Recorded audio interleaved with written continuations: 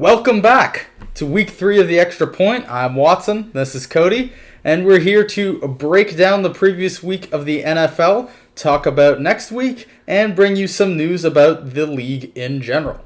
So, first things first, a really neat and interesting game happened last week. We are treated to a treat south of the U.S. border, down in Mexico, where the Chiefs and Chargers played a game there, Coty. Yeah. So the final score was 24 for the Chiefs, 17 for the Chargers.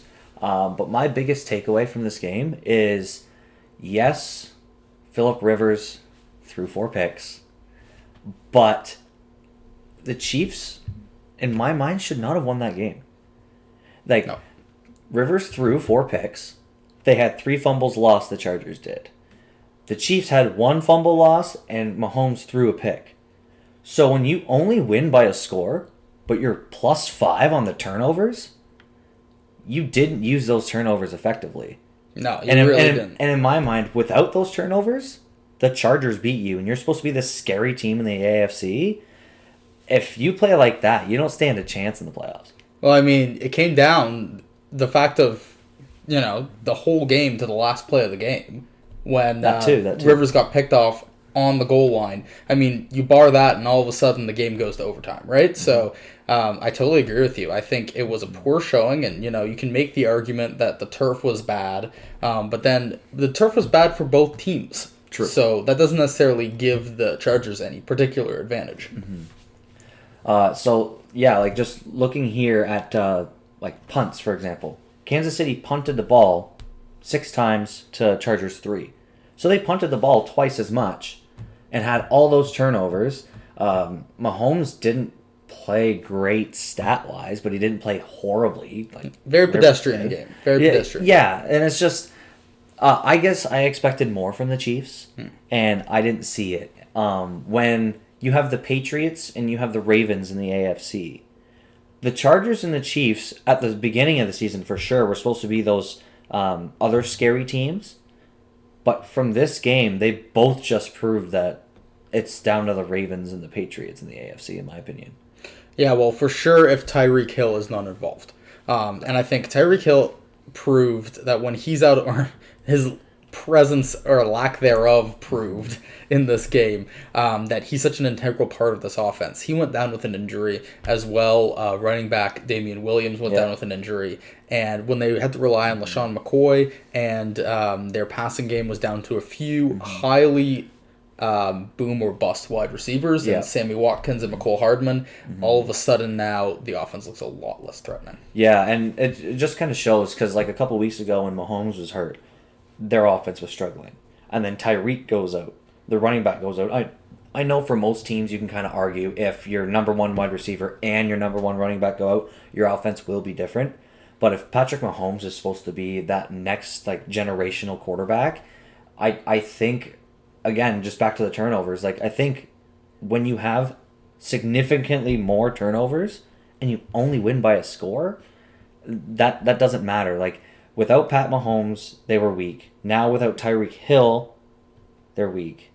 And the running back has kind of been a committee backfield for most of the season, so I don't take too much importance out of that. Yeah. But it just kind of shows that in order for Kansas City to be that good, scary team, they need all of their weapons.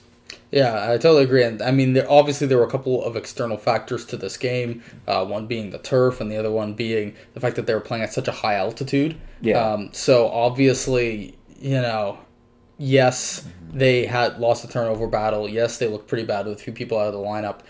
To me, what matters here is if this kind of play extends into their next couple of games and it becomes a consistent trend, regardless of the conditions, regardless of where they're playing, then I really see it start to become a serious issue.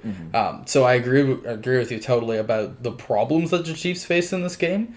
And, hats off to their defense, though, because that Chiefs secondary has been, kind of neglected a lot, especially in the offseason. They did get Tyrann Mathieu, Honey Badger, back there, but beyond that, didn't really do a whole lot to address it. So the fact that they were able to take those picks away, good on them for at least making the most out of a bad situation. Yeah, and that would be the main positive I take away from this game. But moving to our next game, there, in my opinion, wasn't much positive to take from it. And instead of talking about the actual game, we're going to talk about the biggest event of the game, the Browns-Steelers game. Yes. I don't know if you want to start or you want me to start, because I think we both have strong opinions on what happened. But for those of you who don't know, with I think about 8 seconds to go in the fourth quarter, the game was decided. Mason Rudolph was dropping back for a pass, and him and Myles Garrett, a Browns pass rusher, kind of got into a scuffle. A lot of people are saying Mason Rudolph started it. A lot of people are saying Myles Garrett got too aggressive. But at the end of it, they ended up having a shoving match, and Myles Garrett took Mason Rudolph's helmet off and then proceeded to swing it at him, hitting him in the head with it, and everyone saying using the helmet as a weapon. And then just chaos ensued from there. Yeah, following that, the NFL had a couple suspensions in place. Center Marquise Pouncey from the Steelers was suspended, as well as the defensive tackle from Cleveland. But the big one was Myles Garrett was suspended for the remainder of the regular season and the playoffs at minimum, or by league definition, indefinitely.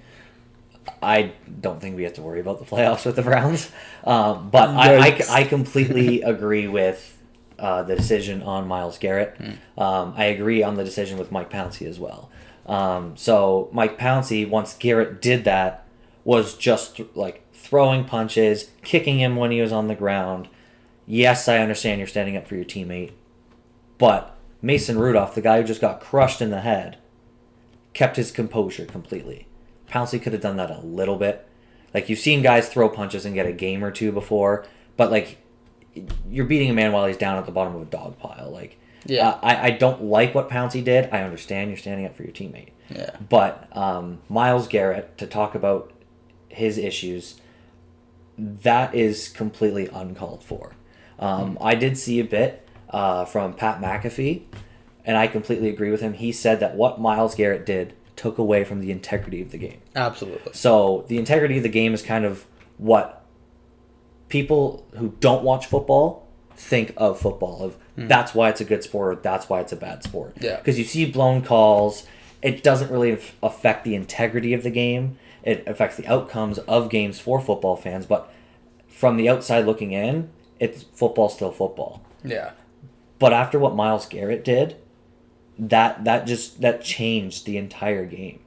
And, you look at the situation, right? And I often like putting myself in the shoes of the players and being like, what are you thinking in that moment? So I agree with you in the Pouncey situation and the fact that, yes, what he did was wrong, but I also understand in that situation when you see your quarterback, first of all, as an offensive lineman, man, you're supposed to protect, get clocked in the face.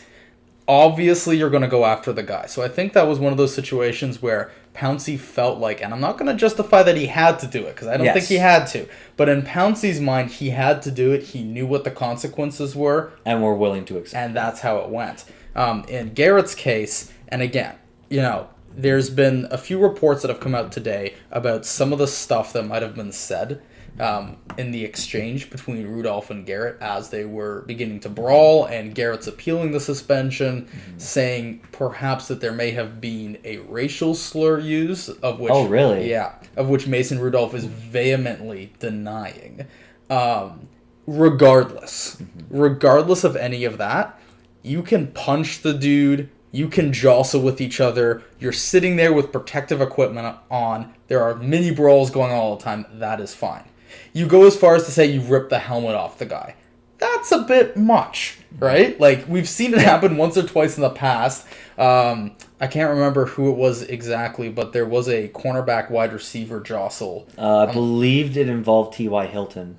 Maybe, yeah. There was a helmet that came off in that situation as well. So again, not really good. Helmet neck area. But again, you're kind of in a little bit of a fighting mood, but it's still part of the game. It's part of the after the play, whatever. Yeah. The part that you said about taking away the integrity of the game, it's when you felt the need to, freely swing a very dense, compact piece of equipment at a man's skull. I don't care what he says to you. You have already gone too far. Absolutely. You can say whatever you want about him. I don't care what Mason Rudolph said to him. You have no logical explanation for doing that. And there was a video that was put out with a test of somebody fairly lightly, swinging a football helmet at a wooden chair, and it cracked the chair right down the middle. So, what did that do to Mason Rudolph's head? Yeah, and that's the point I was going to make is those helmets are meant to protect it's meant for player safety. Those things are like hard as a rock, and like Mason Rudolph, like I can't believe he stayed standing. Seriously, like props to him. Like I'm surprised that he is not like worse off than he is, and I'm surprised that Myles Garrett would pull a stunt like that. Like I think Myles Garrett is lucky that Mason Rudolph isn't further injured from that. Like or even suing outside of the sport. Which if I were Mason Rudolph, I absolutely would do. Because to relate to another sport, this kind of reminds me of the whole like Todd Bertuzzi thing of using equipment as a weapon. Yeah, and was charged outside the game. Yeah, I don't think it. Like I do think this case was obviously very bad. I don't think it was quite at the level of the Bertuzzi case. I get where you're making the connection there. And like if it were me, I would completely do that. Which Mason Rudolph has said he's not pressing charges. But it's just. I'm almost at a loss for words when it comes to Myles Garrett, just because of how disappointed I am as a football fan. And when you are supposed to be like that leader on that defense, for sure, and you pull a stunt like that, your career is forever tarnished. Like people will remember you for that, not for how you played football and how good you are. For sure. But they are going to remember you for that, and that is not a career you want to have. Absolutely. And in addition to that, I think the entire organization of the Cleveland Browns is going to be a little bit tarnished by this incident. Myles Garrett was not a first-round pick. He was the number one overall pick by Cleveland. He was drafted to lead that defense and hopefully, to a playoff contention, to a Super Bowl. And now you have him, brutally swinging equipment at other football players. What does that say to you about the players that you were drafted? And obviously, I'm not saying this is their fault, There hasn't really been anything from Myles Garrett's side previously that would suggest this type of behavior. Sometimes football players checkered past, you kind of are wondering if something's coming up. So with him, not necessarily. But regardless, it doesn't matter. There's a question of his integrity, a question of that organization's integrity, and it doesn't look good for the game of football, like you said. No, not at all. And as a final point, something that was pointed out to me as well is had that player not been in between Mason Rudolph and Myles Garrett, he could have done even more damage. Oh, absolutely. And right after the game, he was giving the cliche statements of I know I shouldn't have done it. It was heat of the moment, all those bogus excuses. Kind of like you said, there is nothing in my mind that no matter how mad you get, no matter how heat of the moment you are in, that even thinking of doing that would come across your head, much less actually doing it. It's just it baffles me, and I'm at a loss for words, and it's just I'm disappointed. And if Garrett receives even further punishment because they've just suspended him for the rest of the season at a minimum, if he receives further punishment, I'm all for it, because that was completely uncalled for. Yeah. I think it's one of the situations here where, although you could give him further punishment, I don't know. It's a tricky situation because I think you want him to come back. I think the goal should be not to bar him from the league. I definitely think the rest of the regular season playoffs is a good statement by the NFL that they will not tolerate this kind of behavior, because your worry is it starts one place and there's a ripple effect, right? So I don't know. We'll see where it goes from here. I'm not sure if extra punishment is needed. You would like to see it. They are appealing the ruling right now, so I don't know. We'll see where it goes. And it's not that I would like to see it, it's that if it comes up, I'll agree with it. Sure, But moving on to our next, thing outside of the actual game. Special middle segment. Is Colin Kaepernick had a workout. Yes, he did. Well, did he have one or did he have two workouts? That is the question, because the original workout was scheduled by the NFL. They invited all the teams to come and view the workout. And when they announced to Kaepernick that no, they would not allow media coverage, he promptly said, well, that's nice. How about see ya later? Exactly. Took his, personnel and equipment and moved himself to a high school football field in order to actually perform it in front of live media. And for anybody who doesn't know, just as a quick backdrop here, the Colin Kaepernick situation was he was a player for the San Francisco 49ers.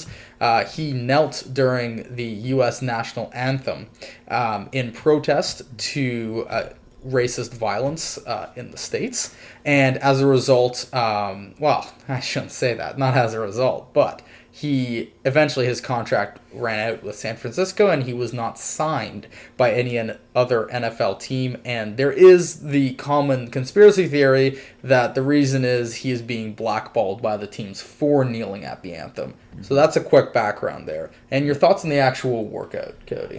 So the workout, I was happy that Colin Kaepernick got this workout. I am one who actually backs Colin Kaepernick because that just shows that players do stand up for what they believe in. Sure. And the fact that, like, if it is true that teams are blackballing him, I don't understand why teams are doing that. When you're, like, for example, the Raiders and the Patriots were willing to deal with Antonio Brown and all of his antics, and you're not willing to deal with Colin Kaepernick, who simply kneels during an anthem and then goes and plays football.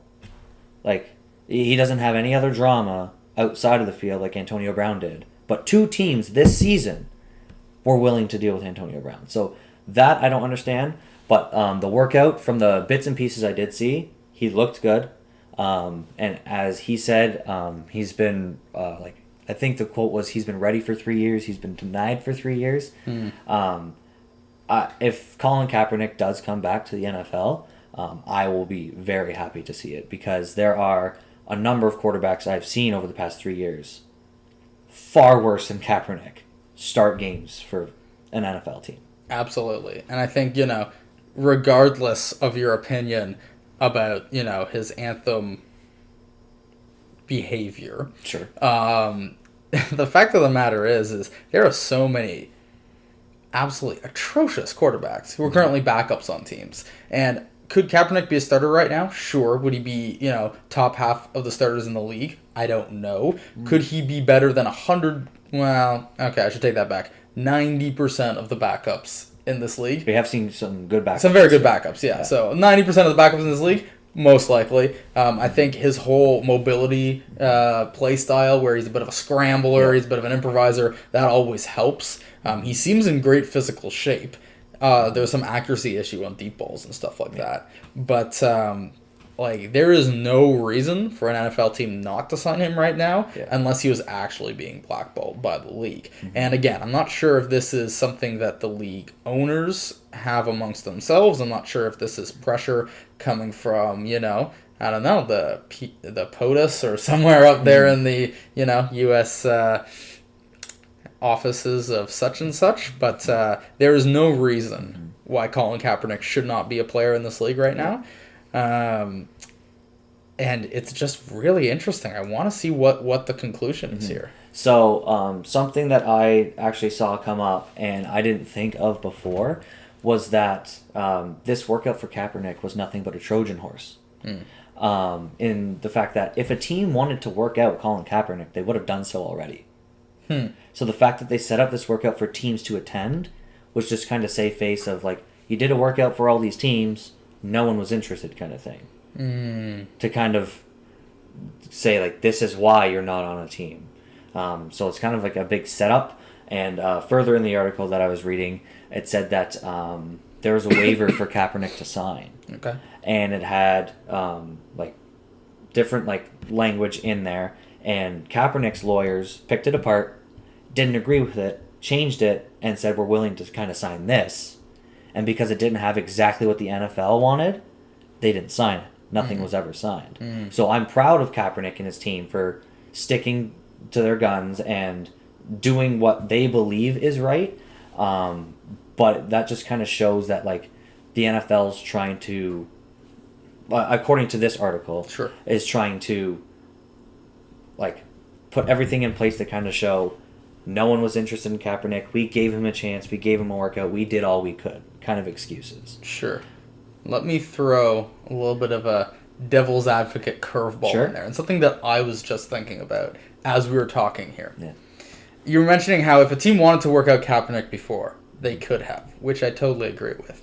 I remember that back when, I don't know if you remember, the AAF was a very briefly tenured league of ex-NFL players, some college dropouts and things like that. Had a very short existence of about 11 games prior in this year. Kaepernick, there was some discussion on whether Kaepernick would enter the league, and the league reached out to Kaepernick, and he stated that the only way he was going to enter the league is if they paid him a $20 million salary. So, yes, I do believe it's on the teams for not working him out, but Colin Kaepernick has become a little bit of a cultural icon, shall we say, over the last couple of years. I'd agree with that. In the United States, right? Yeah. He had a big sporting deal. He's created a lot of awareness and done a lot of great things. Yeah. But he is also has a little bit of the celebrity mindset. Is the reason why no NFL team has signed him yet because he is asking too much money to play at the level of a backup quarterback? And I'm not saying he is. I'm just saying, to me, if you're going to go out and you're going to sign Colin Kaepernick, let's say, to back up, the likes of Russell Wilson, even let's say he's going to back up Matt Ryan, let's say, in Atlanta. And you were going to pay him twice the amount that you're going to pay another backup quarterback, and the chances of your starter getting injured are 5-10%. Yeah. Are you as an organization willing to cough that up to pay him? I don't know the answer to that. Yeah, so like him asking for that much in the other football league, I can't speak for him, but I would imagine he doesn't ask for that much. Probably not. Like as a backup, as a starter, absolutely. Sure. But I know if I were Kaepernick, me playing in that league, it would almost like be accepting defeat. Sure. Yeah. So I'm not sure if you pay me a crap ton of money, that's when I'll come. It's just like I know you're not going to, but it's saying that I will still play. Yeah. So there's a lot of politics involved with Colin Kaepernick, but just I would love to see him back in the league because it's not like he was absolutely terrible when he played. No. If anything, he played in the Super Bowl. Yeah. Like he did well. Yeah. So I don't understand why teams aren't willing to see past his, I'll say his political views. Sure. When you have other players in this league, who cause a ton of drama, I don't understand. Really quickly, just while we end this Kaepernick segment here, I wanted to ask you on the spot if you could pick one team right now who should absolutely sign Colin Kaepernick for the remainder of this season. Who is it? Well, right away I thought of my team. Chicago Bears? But they don't have a chance in making the playoffs. The only teams I can think of are teams that stand a chance at making the playoffs, but I think all of those teams have a quarterback. Sure. So I would say that no team would sign him this season. Okay. But for next season, the floodgates are open. The floodgates are open, yeah. And what are a couple of the teams then? You mentioned the Bears, So obviously. the Bears are one. Yeah.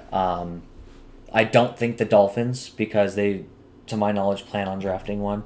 The Bengals have had some quarterback struggles. Mm-hmm. The Buccaneers. I'm not a Jameis fan. So I'm going to be perfectly honest with our fans and with you. I'm not a Jameis fan. Yeah, so it's kind of those teams where I think a quarterback is one of their biggest issues, if not their biggest issue, are teams that could sign Kaepernick, and I think if they do, they will almost double the number of wins that they have. Sure. I'm going to throw you an idea that I had just thinking about Kaepernick and teams. His style of play reminds me a little bit, and his build reminds me a little bit of a Cam Newton. Carolina Panthers.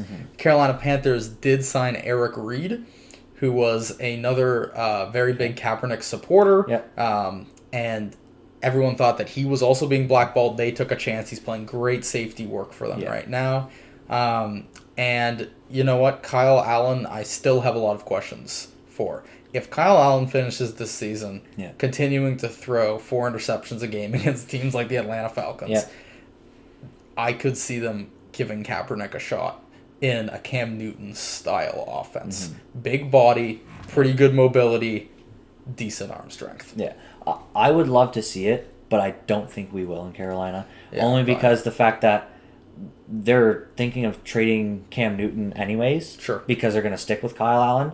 So if you're going to go through that whole process just to stick with Kyle Allen, I don't think they go through the hassle of getting Kaepernick. Sure. Like I said, I'd love to see it, but I don't think we will. That's fair. Yeah. I just thought it was an interesting situation. I agree with all of your previous picks, though, for other teams and so forth of who they would like to see. And, we mentioned a little bit there about the NFC South with Carolina Panthers. Rotating into next week's slate of games, we've got an interesting game between my hard-done-by Tampa Bay Buccaneers against the somewhat resurgent Atlanta Falcons.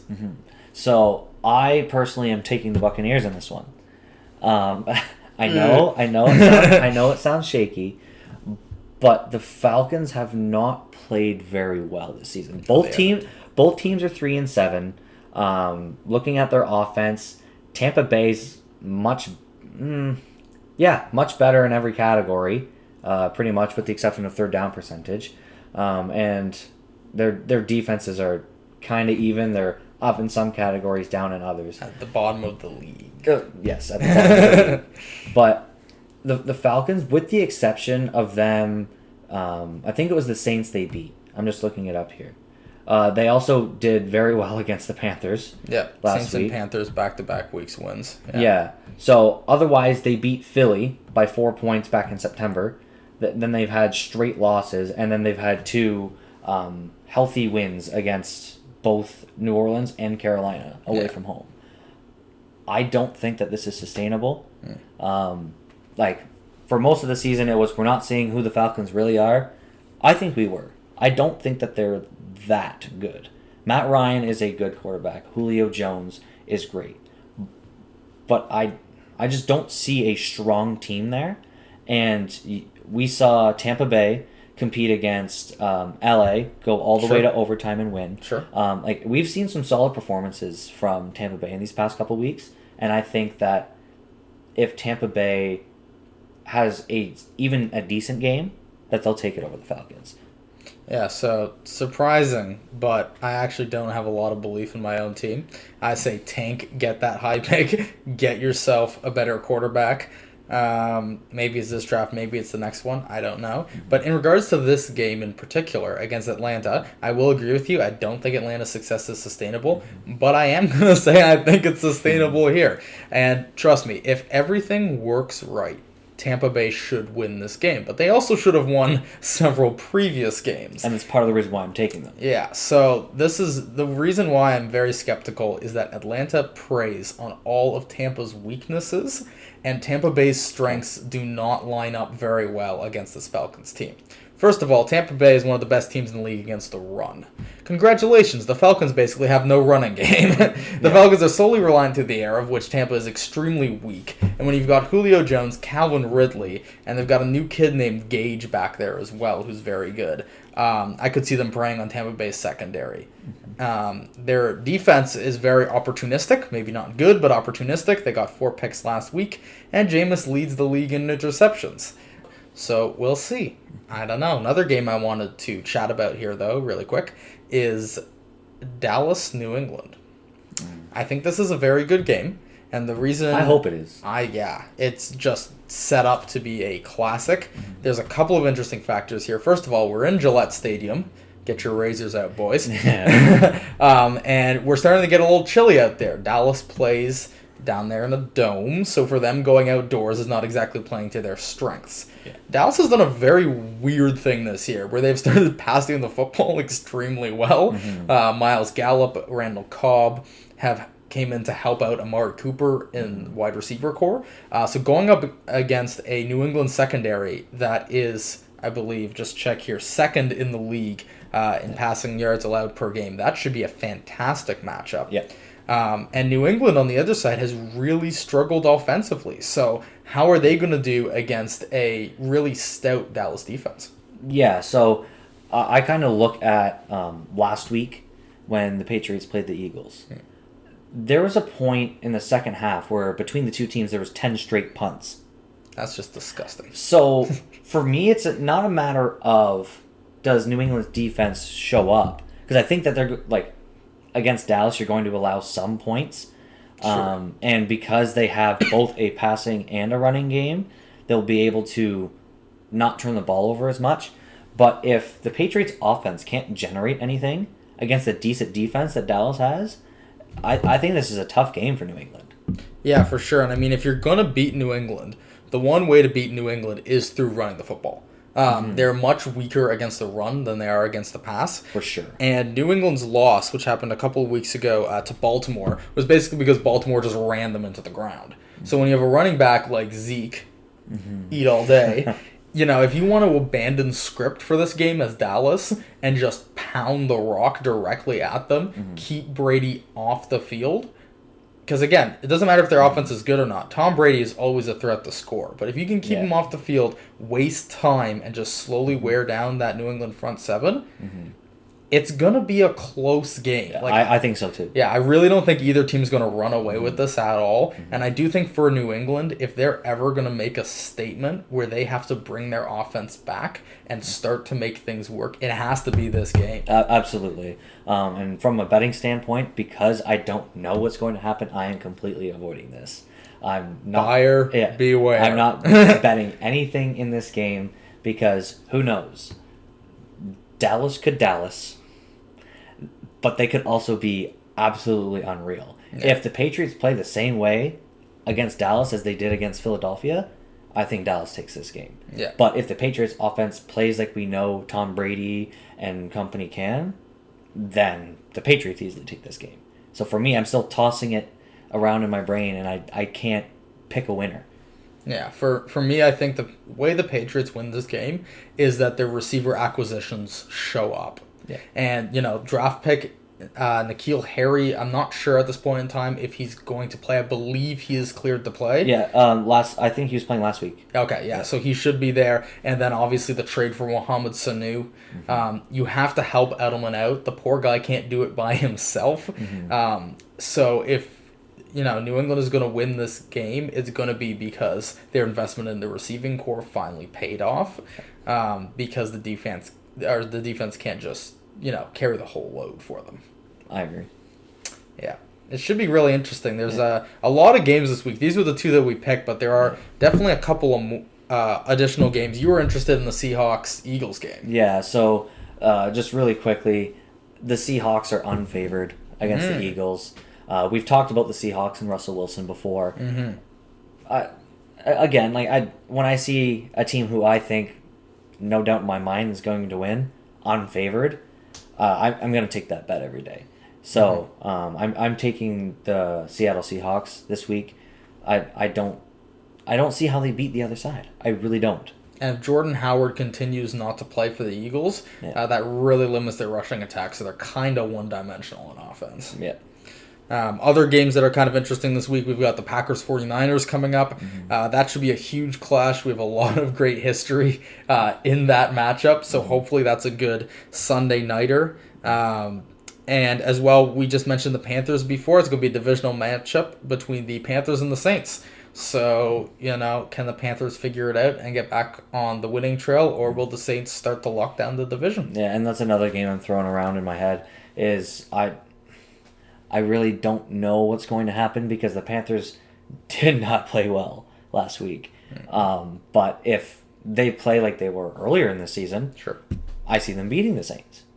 Maybe. It'll be close. But now that the Saints have Drew Brees back, they kind of have their captain back at the helm. Sure. And that's what I mean is I don't know who's going to win this game, but I think that'll be another exciting game to watch.